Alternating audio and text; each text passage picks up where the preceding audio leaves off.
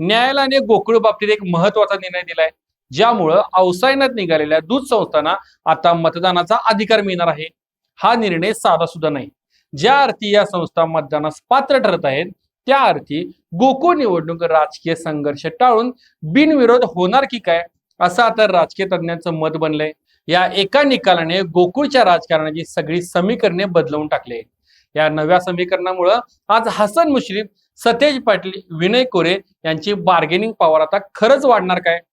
तसेच कालपर्यंत जागा वाटपावरून एकमत न होणारे नेते आज पडद्यामागे बिनविरोध निवडणुकीची चर्चा का करत आहेत? आणि या सगळ्यात महत्वाचा प्रश्न म्हणजे, जर गोकुळ निवडणूक खरोखरच बिनविरोध झाली तर महायुती आणि महाविकास आघाडी कसं जुळवून घेणार? या सर्व प्रश्नांचा आढावा आपण आजच्या व्हिडिओमध्ये घेणार आहोत, त्यामुळे व्हिडिओ शेवटपर्यंत नक्की पहा. नमस्कार, मी हर्षवर्धन भोसले, सकलम मध्ये आपलं स्वागत आहे. सुरुवात करूया त्या निर्णयापासून ज्याने या सर्व राजकीय घडामोडींना गती दिली. गोकुळमध्ये दूध संस्थांचे ठरावधारक मतदान करत असतात. गेल्या काही काळात अनेक दूध संस्था तांत्रिक आणि प्रशासकीय कारणास्तव अवसायनात काढण्यात आल्या होत्या. साहजिकच त्यांचे मतदानाचे अधिकार गोठवले गेले होते. पण आता न्यायालयाच्या ताज्या निकालानुसार या अवसायनातील दूध संस्थांना पुन्हा मतदानाचा अधिकार बहाल करण्यात आलाय. वर पाहता हा एक कायदेशीर निर्णय वाटतो, पण कोल्हापूरच्या सहकार क्षेत्रात हा एक राजकीय ट्विस्ट आहे. कारण या संस्थांची संख्या इतकी मोठी आहे की त्या कोणत्याही पॅनलचा विजय किंवा पराभव निश्चित करू शकतात. गोकुळमध्ये एका मतासाठी लाखो रुपयांची उड्डाणे होतात. तिथे या शेकडो मतदारांचे पुनरुज्जीवन होणे हे गोकुळच्या सत्तेचे पारडे एका रात्रीत फिरवणारे आहे. मग आता सर्वात कळीचा प्रश्न, या निर्णयाचा राजकीय फायदा नेमका कोणाला होणार? राजकीय विश्लेषकांच्या मते याचं सरळ आणि सोपं उत्तर आहे हसन मुश्रीफ, सतेज पाटील आणि विनय कोरे यांना. का? यामागचा इतिहास समजून घेणं गरजेचं आहे. आज ज्या संस्था अवसायनात होत्या आणि ज्यांना आता पुन्हा मतदानाचा अधिकार मिळाला आहे, त्यापैकी बहुतांश संस्थांना मान्यता ही मुश्रीफ आणि सतेज पाटील यांच्या सत्ता काळात मिळाली होती. सहकार विभागावर या दोन्ही नेत्यांची गेली अनेक वर्षे मजबूत पकड आहे. त्यामुळे नव्याने मतदानाचा हक्क मिळालेल्या या संस्थांचा स्वाभाविक कल किंवा झुकतं माप हे मुश्रीफ आणि सतेज पाटील यांच्याच बाजूने असणार आहे, हे उघड गुपित आहे. म्हणजेच निवडणुकीच्या रिंगणात उतरण्यापूर्वीच या दोन नेत्यांच्या पारड्यात हक्काची मतांची एक मोठी रसद पडली आहे. जरी आज हसन मुश्रीफ आणि सतेज पाटील राजकीय दृष्ट्या एकमेकांच्या विरोधात उभे असले, तरी राजकारणाबाहेरील त्यांची मैत्री सर्वश्रुत आहे हे नव्याने सांगायला नको. या नव्या निकालामुळे आता हसन मुश्रीफ, सतेज पाटील आणि विनय कोरे यांची बार्गेनिंग पॉवर वाढली आहे. गेल्या काही महिन्यांपासून गोकुळमधील जागा वाटपावरून जो सुप्त संघर्ष आणि ओढाताण सुरू होती, त्यातील पॉवर डायनॅमिक्स आता पूर्णपणे बदलले आहेत. आणि त्यातच इथे एंट्री होते एका मोठ्या एक्स फॅक्टरची, आणि तो म्हणजे केडीसी म्हणजेच कोल्हापूर जिल्हा मध्यवर्ती सहकारी बँकच्या निवडणुकीचं वाजलेलं बिगुल. या दोन्ही निवडणुका म्हणजेच गोकुळ आणि केडीसी अगदी जवळजवळ काही महिन्यांच्या फरकाने एकत्र होत आहेत. हा योगायोग समजायचा की नियोजनबद्ध आखलेला कार्यक्रम समजायचा? सध्या राजकीय वर्तुळात अशी जोरदार चर्चा सुरू आहे की हसन मुश्रीफ यांची वाढलेली ताकद काउंटर करण्यासाठी एक नवी रणनीती आखली जात आहे. मुश्रीफ यांना केडीसी बँकेच्या राजकारणात सैल सोडलं जाईल, म्हणजे तिथे त्यांना बऱ्यापैकी वर्चस्व दिलं जाईल, आणि त्या बदल्यात गोकुळमध्ये त्यांना आपला हात थोडा आखडता घ्यावा लावला जाईल. सोप्या भाषेत सांगायचं तर केडीसी तुम्ही घ्या, पण गोकुळमध्ये आम्हाला जास्त वाटा द्या. पण हे जरी खरं असलं तरी सद्यस्थितीमध्ये हसन मुश्रीफ यांची पाची बोटे तुपात आहेत हे मात्र नक्की. कारण या नव्या समीकरणामुळे केडीसी बँकेत त्यांचे निर्विवाद वर्चस्व राहीलच, शिवाय गोकुळमध्ये सुद्धा वाढलेल्या मतांच्या आधारे त्यांना आपल्या हक्काचा वाटा मिळेलच.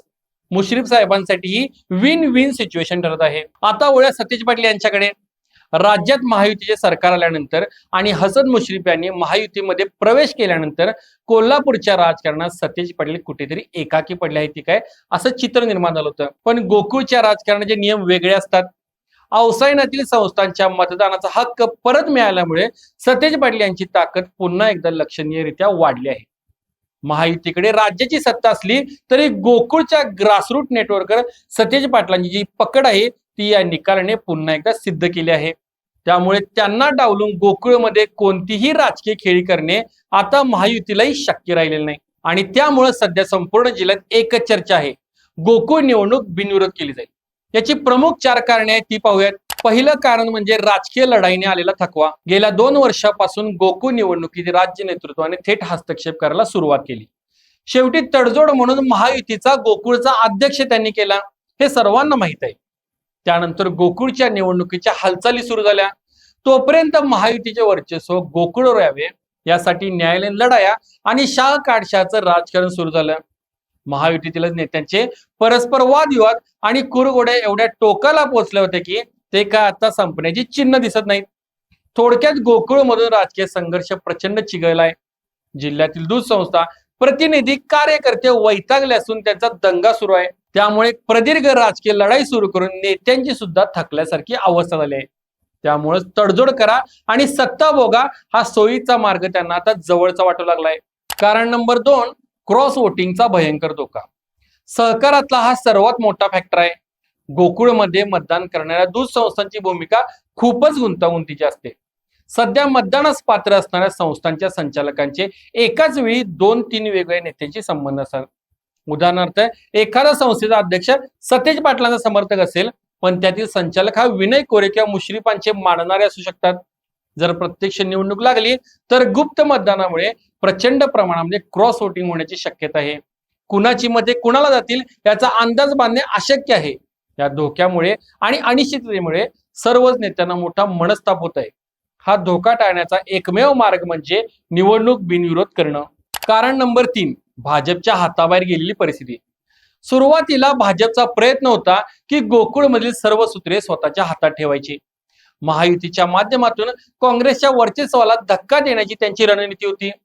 पण न्यायालयाच्या निकालाने सगळाच खेळ बिघडवला.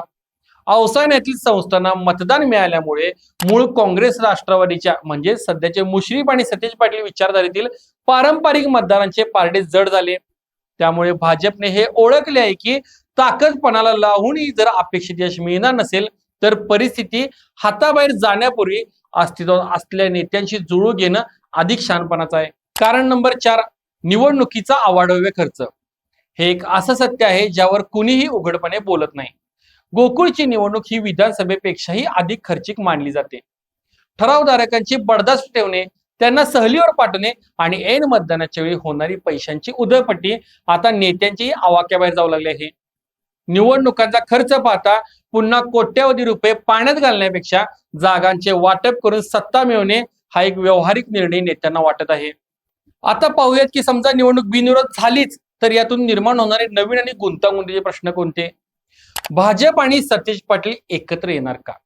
राज्य पातळीवर एकमेकांचे कट्टर विरोधक असणारे सतेज पाटील आणि भाजप म्हणजेच महायुती गोकुळच्या सत्तेत एकत्र येणार का? समजा एकत्र आले तर सतेज पाटील यांचे विधान परिषदेचे गणित त्यात असणार का? तसेच इथं सतेज पाटील किती जागांवर समाधान मानतील ही बाब देखील महत्वाची आहे. थोडक्यात काय तर इथं जागा वाटप हा या बिनविरोधसाठी कळीचा मुद्दा राहणार आहे. शिवाय केडीसी मध्ये जसं एकत्र आहे तसं गोकुळमध्ये सामंजस्याने एकत्र येऊ असा प्रस्ताव भाजपने याआधीच सतेज पाटील यांना ठेवला होता. परंतु याबाबतचा निर्णय भाजपचं राज्य नेतृत्व घेईल असंही सांगण्यात आलं होतं. मग भाजपचं राज्य नेतृत्व त्या दिशेने पाऊल टाकत आहे का असाही प्रश्न पडतो.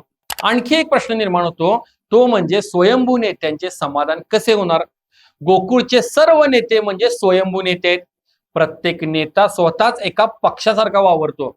अशा दिग्गजांना नक्की किती जागांवर समाधान मानावे लागेल आणि त्यासाठी ते तयार होतील का? कारण जागा मर्यादित आहेत आणि इच्छुकांची संख्या मोठी आहे. तर मग संभाव्य बंडखोरी कशी रोखणार? या सर्व प्रश्नांची उत्तरे येणारा काळ देईल. शेवटी सध्याची परिस्थिती पाहता गोकुळ निवडणूक बिनविरोध होण्याकडे जास्त कल दिसत आहे. याचं मुख्य कारण म्हणजे कोल्हापूरचे नेते हे राज्याच्या राजकारणापेक्षा जिल्ह्याच्या अर्थकारणाला जास्त महत्व देतात. गोकुळ आणि केडीसी बँक या 2 संस्था म्हणजे कोल्हापूरच्या राजकारणाच्या चाव्या आहेत. गोकुळ सारख्या राज्यात प्रतिष्ठित असलेल्या दूध संस्थेचे हित तसेच दूध उत्पादकांचे हित यासारखी कारणे बिनविरोध निवडणुकीसाठी पुढे केले जातील. तर हे होते अवसायनातील दूध संस्थांना मिळालेल्या मतदानाच्या अधिकाराचे आणि गोकुळच्या संभाव्य बिनविरोध निवडणुकीचे विश्लेषण. तुम्हाला काय वाटते? गोकुळची निवडणूक खरोखरच बिनविरोध होईल की ऐन वेळी कोणती नवीन राजकीय खेळी पाहायला मिळेल? सतेज पाटील आणि महायुतीची मैत्री कोल्हापूरचे मतदार स्वीकारतील का? तुमचे विचार आम्हाला खाली कमेंट बॉक्समध्ये नक्की सांगा. भेटूया पुढच्या व्हिडिओमध्ये लवकरच. धन्यवाद. घराचं स्वप्न, सुरक्षित भविष्यासाठीची गुंतवणूक आणि प्लॉट घ्यायचा विचार आला की मग नाव फक्त एकच, आविष्कार. कोल्हापूरकरांच्या विश्वासाचं हक्काचं ठिकाण म्हणजे आविष्कार इन्फ्रा.